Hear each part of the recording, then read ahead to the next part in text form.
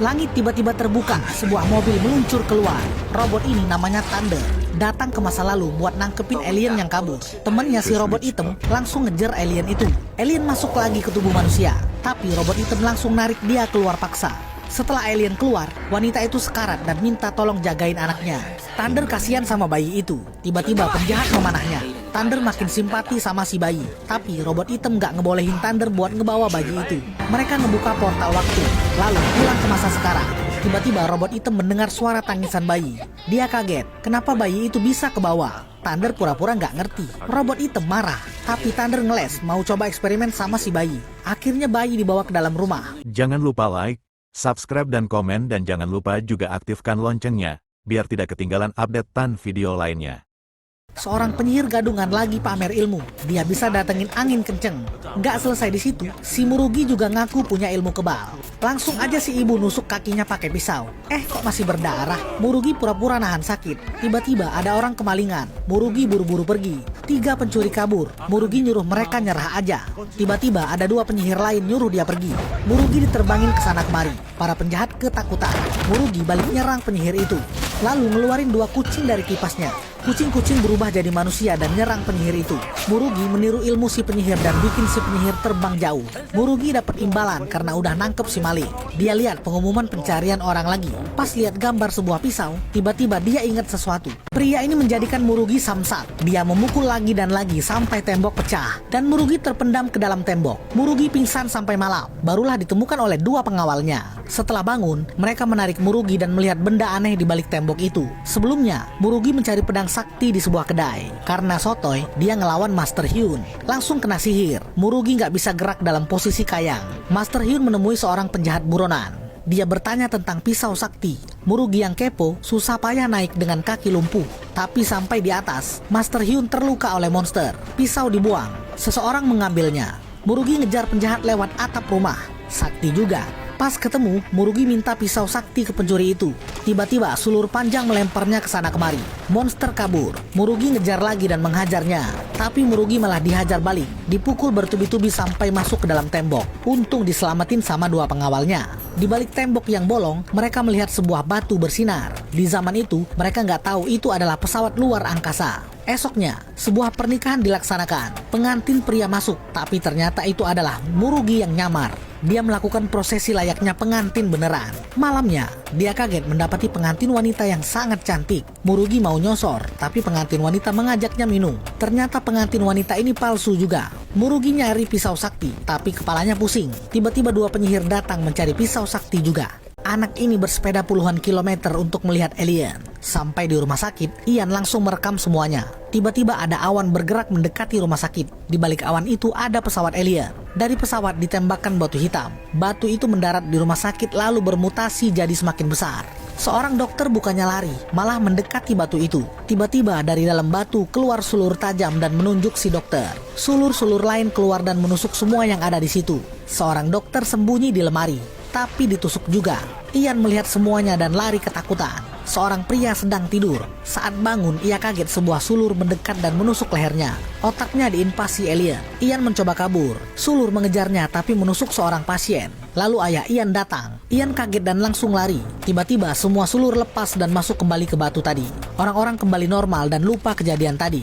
Setelah mengecil, ayah Ian mengambil batu itu. Ian kabur ke rumah temannya. Minsu kaget melihat video rekamannya di rumah sakit. Ayah Ian datang, tapi menyuruh Thunder yang menjemput Ian. Thunder berubah jadi 3 versi laki-laki. Ayah Ian memilih pria Casanova. Ayah Casanova menggoda bibi Minsun sampai gelagapan. Akhirnya Ian dijemput pulang. Di rumah, Ian minta penjelasan. Ayah Casanova menjelaskan bahwa mereka adalah alien dan sedang bertugas di bumi. Malamnya, Ian minta tidur di mobil, biar bisa ngobrol lebih banyak dengan Thunder. Esoknya, ayah Ian menyuruhnya keluar, tapi Ian ingin ikut ayahnya.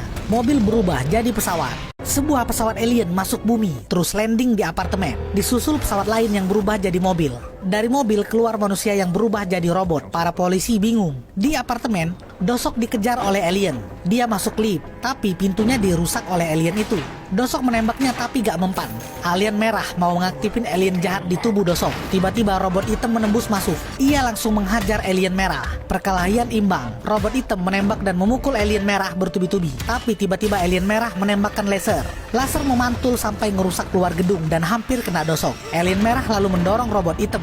Pertarungan antar alien lanjut di kabel lift. Dosok buru-buru kabur. Sayangnya alien merah berhasil merebut pisau sakti dari robot hitam. Dia lalu menembaki robot hitam dan pergi mengejar Dosok. Dosok mencoba kabur dari kejaran alien. Dia masuk parkiran basement, tapi pesawat alien maksa masuk dan ngancurin mobil-mobil yang lagi parkir di situ. Dosok langsung mundurin mobilnya dan keluar dari basement. Pesawat alien masih ngejar. Pesawat Thunder dan robot hitam muncul di belakang, langsung nembakin pesawat alien. Pesawat alien bales nembakin laser. Semua mobil, jalan, dan gedung rusak terkena laser. Pesawat alien dipancing terbang ke langit. Tiba-tiba pesawat Thunder bermanuver dan menembak balik pesawat alien. Sayangnya tembakan mereka nggak ngaruh dan malah terkena laser pesawat alien. Pesawat Thunder pun jatuh, menabrak jembatan lalu masuk sungai. Pesawat alien ini mengejar Dosok di mobil polisi. Ia menembakkan laser. Mobil-mobil tertembak dan sebuah kontainer besi terlempar ke udara. Dosok menghindar tapi malah menabrak dan terlempar ke dalam bus. Pesawat alien parkir miring. Lalu alien merah keluar dan mencari Dosok. Tiba-tiba pesawat Thunder kembali dan menembakinya.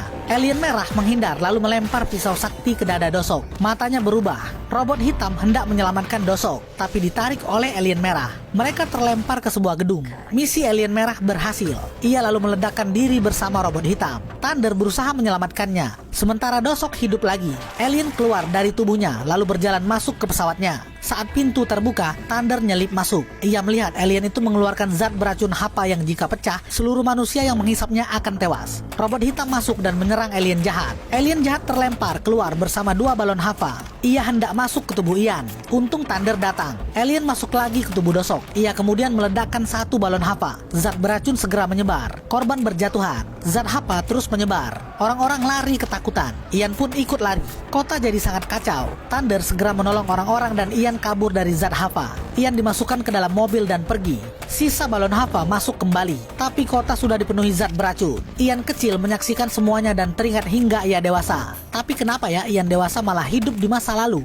2 penyihir ini makan dengan lahap, tapi ternyata makanan itu beracun. Mereka berusaha mengambil penawar, tapi malah terjatuh karena tubuh mereka mulai lumpuh. Melihat Murugi yang lagi mencuri pisau sakti, penyihir minta tolong. Tiba-tiba penjaga masuk. Murugi nggak bisa kabur. Setelah menghajar penjaga, penyihir minta tolong lagi. Akhirnya, Murugi mengambil penawar racun tapi melemparnya begitu aja ke meja. Para penjaga menghadang Murugi. Semua jurus langsung dia keluarin. Sementara 2 penyihir masih susah payah mengambil obat penawar. Murugi kehabisan waktu. Akhirnya ngeluarin jurus angin. Semua penjaga terlempar. Tapi pemimpin kuil jadi kebangun. Ia melempar Murugi dengan sulurnya. 2 penjaga Murugi langsung membawanya pergi. Sementara di dalam, api menyambar kuil. Rambut penyihir mulai terbakar. Penyihir wanita berusaha menghisap obat penawar. Dan akhirnya obat berhasil dimakan. Penyihir wanita terbebas lalu memberikan obat pada penyihir pria. Mereka kini bisa bergerak lagi. Di hutan, para penjaga terus mengejar Murugi. Seorang pengawal mengalihkan perhatian para pengawal. Tapi Murugi malah balik lagi ke kuil.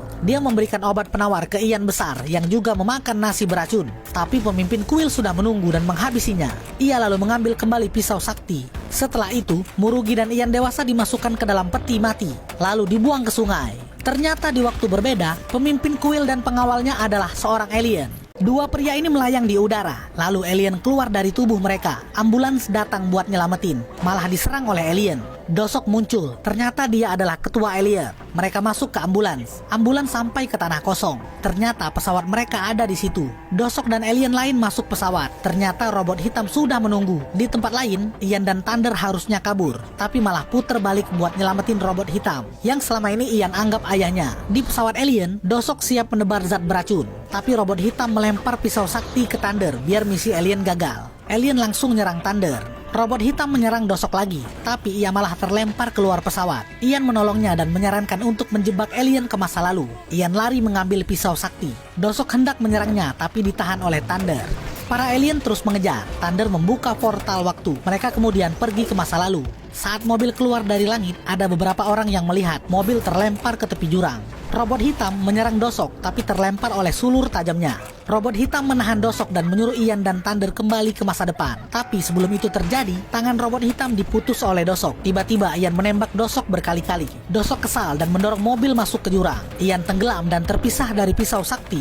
Sementara tubuh Dosok terluka parah, Murugi menemukan Ian dan segera menolongnya. Ia menemukan tas Ian di dalam air, tapi tak sengaja malah bertemu dirinya sendiri dengan versi dewasa. Ian dewasa dikubur hidup-hidup, tapi dengan cerdik ia menebak posisi penjahat dan menembak keduanya. Ian menghancurkan peti dan mengejar pisau sakti. Seorang pelayan menunjukkan jalan. Ian menembaki tandu alien yang mencoba kabur. Tandu terjatuh, pisau sakti menggelinding keluar. Ian langsung mengambilnya, tapi pengawal alien mengejarnya. Para penyihir mendengar keributan. Ian sembunyi, tapi tiba-tiba terdengar suara suling. Dua penyihir mencoba menghipnotis alien dengan sulingnya, tapi alien melempar keduanya. Gara-gara itu, persembunyian Ian terbongkar. Ian langsung kabur dan mencoba menembaki alien yang mengejarnya. Tapi alien bangkit dan menyerang balik. Ian terpaksa melempar pisaunya. Di luar, dua penyihir melawan alien tua. Menempelkan jimat membuatnya nggak bisa gerak. Mereka lalu mengeluarkan gentong yang berubah jadi besar dan mengurung si alien. Di dalam, alien keluar dari tubuh cangkangnya dan menyerang Ian. Sulur tajam mengunci tangan Ian dan mengarahkan pistol ke kepalanya sendiri. Tiba-tiba kipas terbuka. Sebuah pedang keluar dan meluncur ke arah Ian, lalu memotong sulur alien. Ternyata itu Murugi. Ia melempar alien ke dalam api. Ian gak nyangka ketemu Murugi lagi. Murugi mengeluarkan pedang dari dalam kipas. Alien menyerangnya. Awalnya Murugi bisa melawan. Namun alien menahan pedangnya dengan sulur tajam. Murugi mengerahkan kekuatannya dan melepaskan sulur alien. Tapi alien kemudian menyerang dengan laser. Bertubi-tubi sampai Murugi terlempar. Ian menembaki cangkang alien, tapi gagal nembus pelindungnya.